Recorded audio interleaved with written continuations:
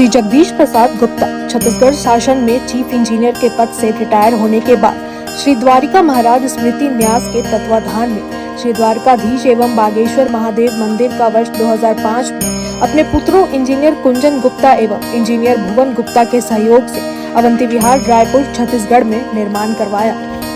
श्रीमद् भागवत कथा, राम कथा, गीता तत्व, वेदांत आदि के तात्पर्य को व्यासपीठ से कहने के कारण संतों द्वारा इन्हें आचार्य श्री जगदीश भी कहा जाता है। अपना संपूर्ण जीवन परमात्मा की सेवा में दिया उन्होंने परमात्मा भगवान श्री द्वारिकाधीश के दिव्य गुणों और कर्मों को लेकर अभी तक 15 ग्रंथ लिखे हैं, जिन ग्रंथों को भारतवर्ष के जगत गुरु और महापुरुष संतों के द्वारा आशीर्वाद प्राप्त हुआ है। उनके ग्रंथ श्री राम कथा अमृत से अनमोल का उद्बोधन आप सुन रहे हैं। उनके इस ग्रंथ में 7 विचार हैं। उनमें से प्रथम विचार महात्मा चरित का उद्बोधन आप सुन रहे हैं। हरि ओम।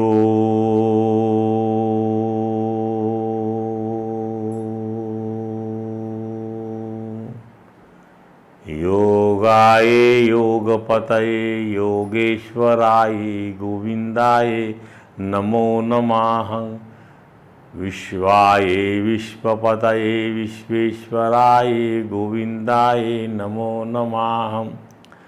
सर्वाय सर्वपतये सर्वसंभवाय गोविंदाय नमो नमः।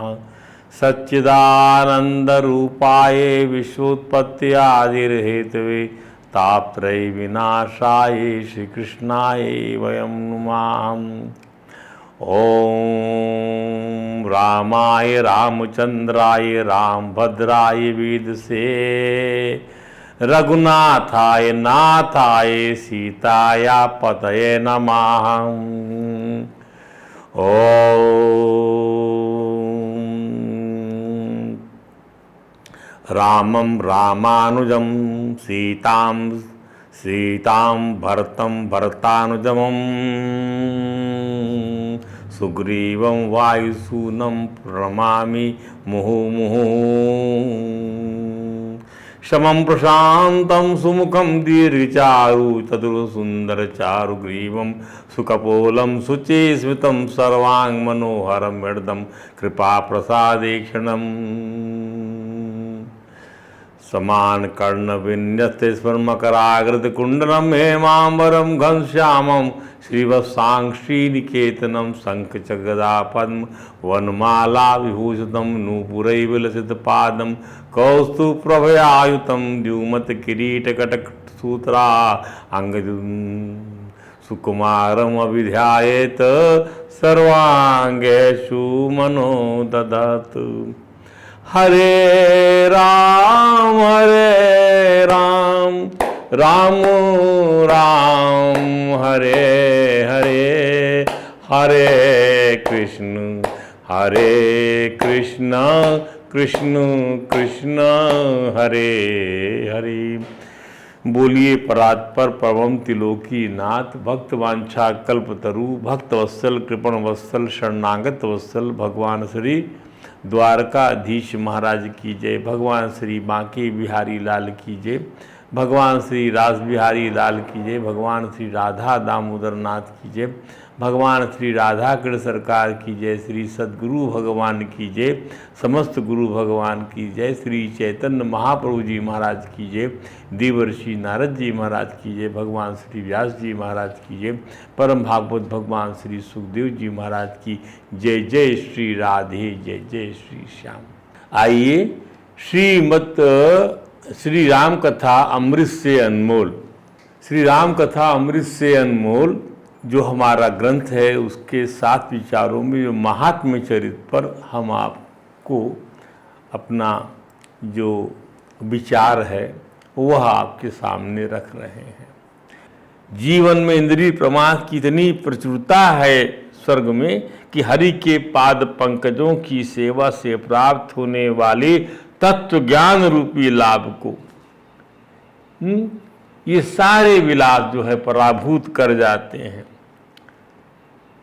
इतनी प्रचुरता है भोगों की वहाँ पर।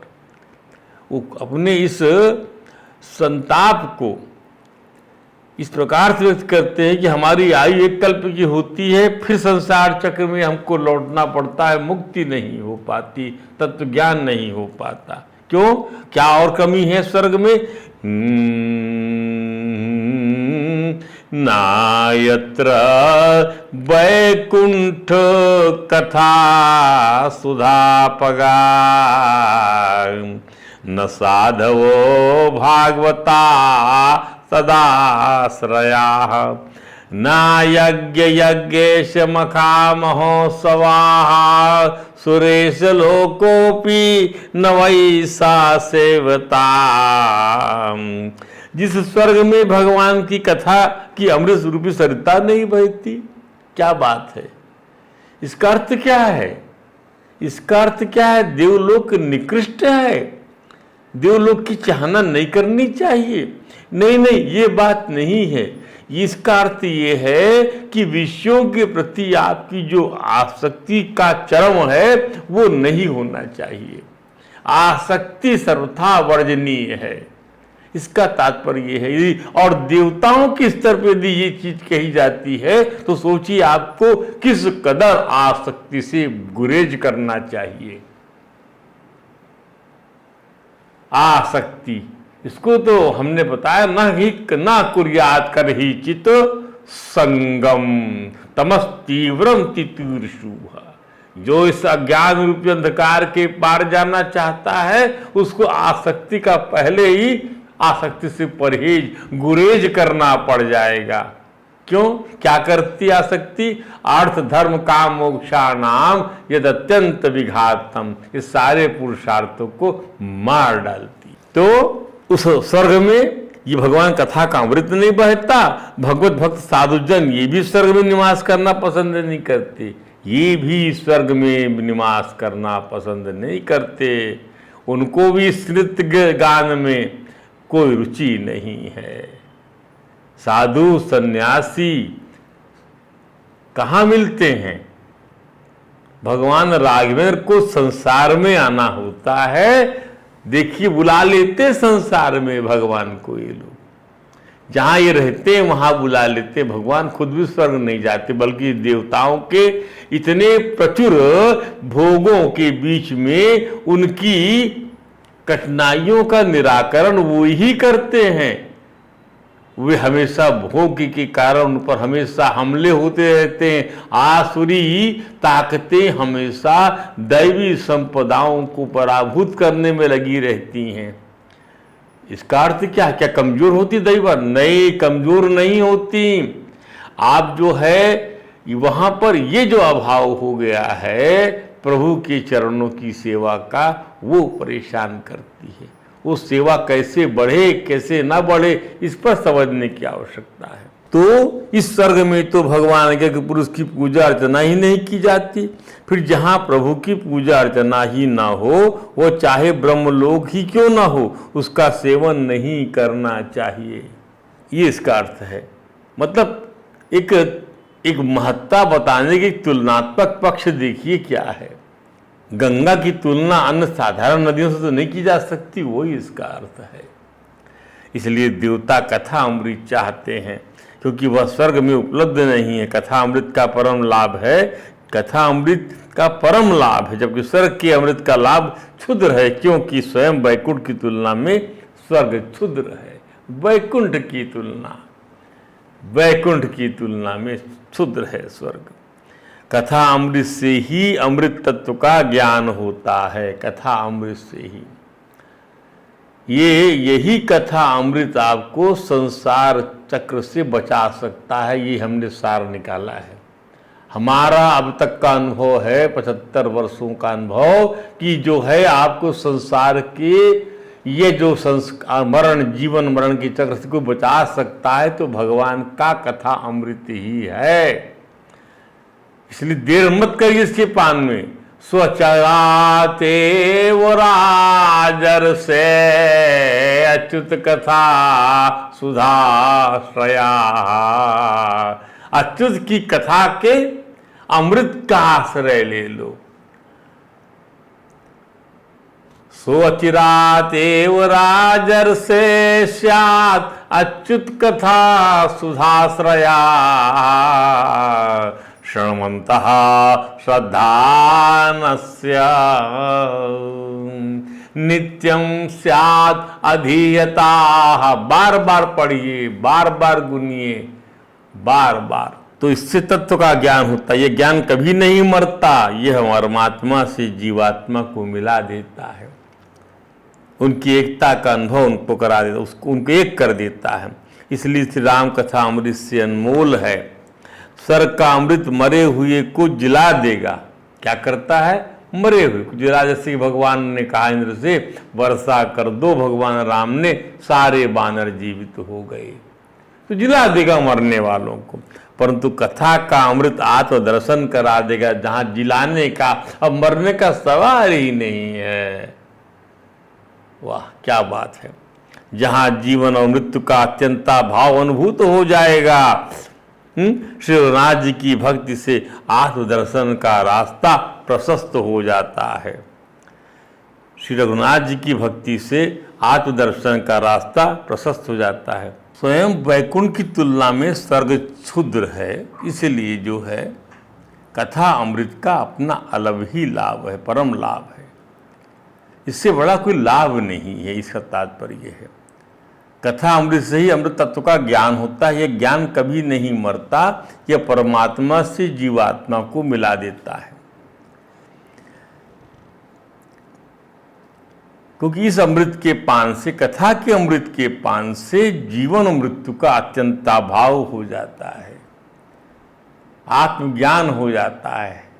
फिर हमें अनुभूति हो जाती कि हम मरने वाले नहीं हैं, हम जीने वाले नहीं हैं, हम परमात्मा से अभिन्न हैं, हम उनके सेवक हैं। जैसे स्वामी है हमारा, वैसे ही हम सेवक हैं।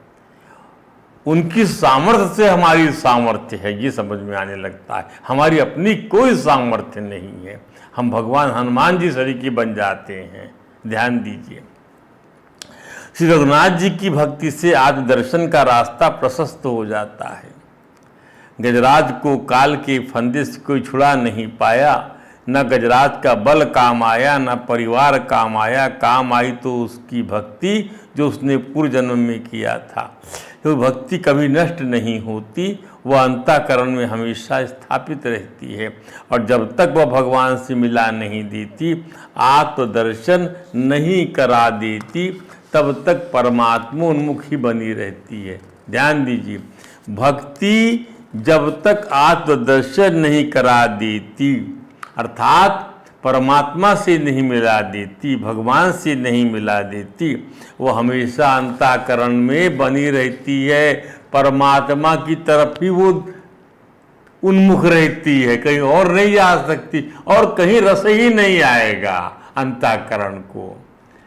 कोई विषय उसको अपनी तरफ खींच नहीं पाएगा। राम रस जो लग जाता है जिह्वा में, अंतःकरण में, जिस योनि में भी दोबारा जन्म मिले, भक्ति का स्तर ऊंचा ही उठता जाता है। जिस योनि में भी आप जाएंगे, चाहे वो योनि कोई सी भी हो, ध्यान दीजिए, योनि से फर्क नहीं पड़ता, फर्क पड़ता है बुद्धि की अवस्था से। बुद्धि की अवस्था क्या है? अद्भुत है ये प्रसंग। ज्ञान और विराग समुन्नत हो जाते हैं। अब गजेंद्र की योनि क्या थी? पशु योनि का था, लेकिन भगवान से जो स्तुति करता है, भगवान की क्या मांगता है भगवान से? कहता है गजेंद्र, जब कोई काम नहीं आ पाया गजराज की, सैकड़ों की संख्या में उसका परिवार था, उसकी हथनियाँ थीं, उसके बच्चे थे, झुंड के झुंड करते हुए कीड़ा करते थे। अब कहने के लिए जो है योनि गजराज की है, लेकिन उसकी बुद्धि का विकास देखिए। वो पुराने जन्म का राजा इंद्रद्युम्न था, तो बुद्धि का स्तर परमात्मोन्मुख बना हुआ और विकसित हो गया।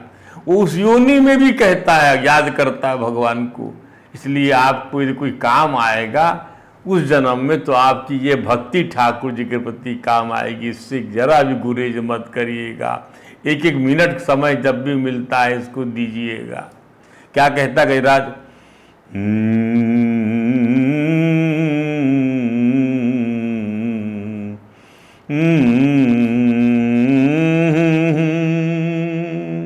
जिजी विषय नामिया मुया किम, जिजी विषय नाहमिया नाहमिहा मुया किम,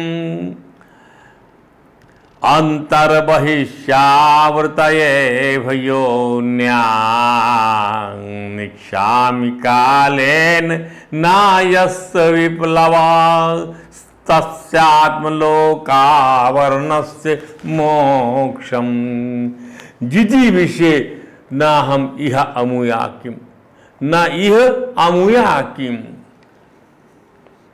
मैं जो हूं जीना नहीं चाहता, जिजी विषय ना हम इह अमुया किम। मैं यहाँ और संसर्ग की बात करो, इह अमुया किम, मैं जीना नहीं चाहता, यहाँ वहाँ कहीं पर भी मैं जीना नहीं चाहता।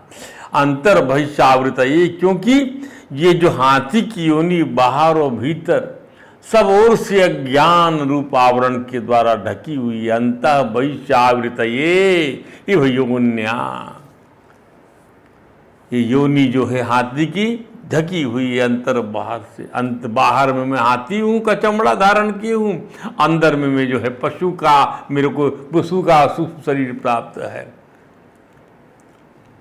मेरी इंद्री जो थी उसका विकास जो है वो वैसा नहीं हो पा रहा है जैसा होना चाहिए।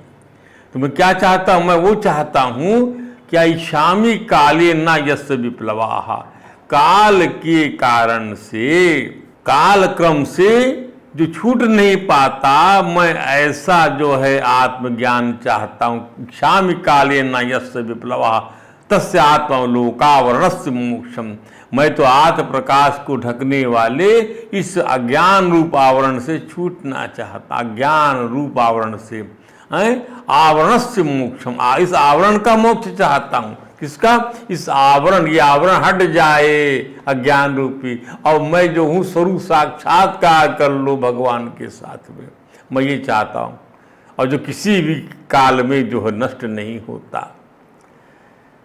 हर प्राणी को चाहिए कि वह उसके आत्मज्ञान को ढकने वाले अज्ञान के आवरण को मुक्ति के लिए भगवान कृष्ण अथवा तत्व ज्ञान प्राप्त करने दिशा में साधन करे। अज्ञान के आवरण की मुक्ति, ये लक्ष्य होना चाहिए जो गजराज ने बताया। श्री राम कथा का अमृत पाने का साधन ही हमारे इस उद्देश्य की पूर्ति कर सकेगा, हमारा ज्ञान हटा सकेगा, अज्ञान के आवरण से हमको मुक्त कर देगा। राम कथा का जो है अमृत पान, इसके लिए कहा गया है, नास्ति गंगा समम तीर्थम, नास्ति मात्र समो गुरुहं, नास्ति विष्णु समो देवो, नास्ति रामायणात् परम। श्री गंगा के समान तीर्थ, माता के तुल्य गुरु, भगवान विष्णु के समान देवता और रामायण से बढ़कर कोई उत्तम वस्तु नहीं है। नास्ति वेद समम शास्त्रम, नास्ति शांति समम सुखम, नास्ति शांति परम ज्योति, नास्ति रामायणात् परम। वेद के समान शास्त्र नहीं है और शांति के समान सुख नहीं है, और शांति से बढ़कर ज्योति, शांति से नास्ति, शांति परम ज्योति, और शांति से बढ़कर जो है ज्योति है वह परम ज्योति आत्मज्ञान, और रामायण से बढ़कर कोई काव्य नहीं है। नास्ति रामायणात् परम, नास्ति क्षमा समम सारम, क्षमा से बढ़ के कोई बल नहीं है। नास्ति कीर्ति समम धनम, नास्ति ज्ञान समो लाभम, नास्ति रामायणात् परम, और ज्ञान के सदृश लाभ रामायण से बढ़कर कोई उत्तम ग्रंथ नहीं है। राम अनंत अनंत गुण अमित कथा विस्तार, राम अनंत हैं, उनके गुण दिव्य गुण अनंत हैं, और अमित कथा की कोई सीमा नहीं है कि सीमा में बांध दें। ध्यान दीजिए और सुनिए, अचरज नामा नहीं जिनके विमल विचार। आपके विचार में यदि मल नहीं है तो अचरज नहीं मानेंगे आप, क्योंकि राम अनंत है, इसलिए अनंत, उनकी कथा भी अनंत होगी, उसका वो असीम होगी। ब्रह्म राम ते नाम बड़ बरदायक बरदानी। ब्रह्म राम ते नाम बड़, राम ब्रह्म राम ते, भगवान का नाम निर्गुण ब्रह्म, ब्रह्म राम ते नाम बड़। निर्गुण ब्रह्म, भगवान का नाम निर्गुण ब्रह्म और सगुण राम दोनों से बड़ा है, निर्गुण ब्रह्म और सगुण ब्रह्म से। ब्रह्म राम ते नाम बड़ वरदायक वरदानी, ये वरदान देने वालों को भी वर देने वाला है। रामचरित सतकोटि मह लिए महेश जिए जान। भगवान सदा शिव ने इसीलिए हृदय में यह जानकर 100 करोड़ रामचरित्र में से इस राम नाम को सार रूप से, अमृत रूप से ग्रहण किया है। ध्यान दीजिए, श्री राम कथा अमृत से अनमोल नामक हमारे ग्रंथ में भी श्री रघुनाथ जी की कीर्ति का विस्तार प्रथम विचार महत्व चरित के अंतर्गत पिरोया गया है। संशय चरित दूसरा विचार है, शंभु चरित तीसरा विचार है, भरत चरित चौथा विचार, हनुमान चरित पांचवा विचार और श्री राम चरित छठवां विचार एवं सप्तम विचार सत्संग चरित के रूप में इस राम कथा अमृत से अनमोल नामक ग्रंथ में हमने सब इस विचार के अंतर्गत अपने हृदय के उद्गार आप भगवान के श्री चरणों में अर्पित किए हैं। इन चरित्रों के माध्यम से ब्रह्म का निरूपण हुआ है, धर्म की महिमा का वर्णन हुआ है, तात्विक विवेचन हुआ है तथा ज्ञान वैराग्य से युक्त श्री राम प्रभु की भक्ति का गायन किया गया है। जहाँ कहीं भी संत समागम होगा वहाँ पर क्या कहते हैं, ब्रह्म निरूपण धर्म विधि वर्णहि तात विभाग। संत लोग बैठते हैं और ब्रह्म का निरूपण करने का प्रयास करते हैं, उनके अवतार धर्म की स्थापना की बातें करते हैं और उनके चरित्रों की तत्व विवेचना करते हैं। कहीं भगति भगवंत के संयुक्त ज्ञान विराग, उनके द्वारा संत समागम से ज्ञान वैराग की महिमा और उनके सेवकों द्वारा भक्त का प्रकाशन हुआ है। उन सभी से भगवान राघवेंद्र के प्रति जो अनुराग उत्पन्न होगा, उन सभी से तत्व विवेचना से, उनके चरित्रों की तत्व विवेचना से, उनके अवतार से, धर्म की स्थापना से, रघुनाथ जी के ब्रह्म रूप स्वरूप से की विवेचना से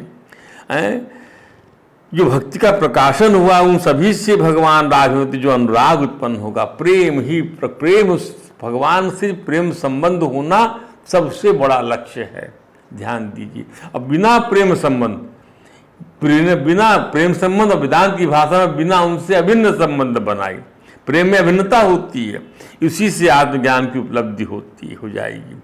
आत्मज्ञान से अविद्या का उन्मूलन होगा, फिर चाहे जो योनि कर्मवश मिले, जीव अपने स्वरूप के आनंद में सारे प्रपंच को भुलाने में समर्थ होगा, क्योंकि हरि अधन आत्मधन पियो रसज्ञ।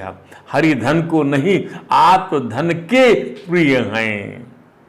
आत्मधन प्रियो रसज्ञ, आत्मधन ही जो है उनको लगता रसीला, बाकी जो ये धन है वो रसीला नहीं लगता है उनको, उसमें उनको स्वाद नहीं आता। अर्थात राम प्रभु को आत्म ज्ञान का धनी प्रिय है, न कि भौतिक संपदा का धनी। प्रभु स्वयं भी आत्मज्ञान के ही तो रसज्ञ हैं। इस प्रकार से ये प्रथम विचार महाचरित यहाँ पर समाप्त होता है। भगवान का भजन करें 2 मिनट के लिए। हरे राम राम राम हरे हरे, हरे कृष्ण कृष्ण कृष्ण हरे हरे, हरे राम राम राम हरे हरे, हरे कृष्ण कृष्ण कृष्ण कृष्ण हरे हरे।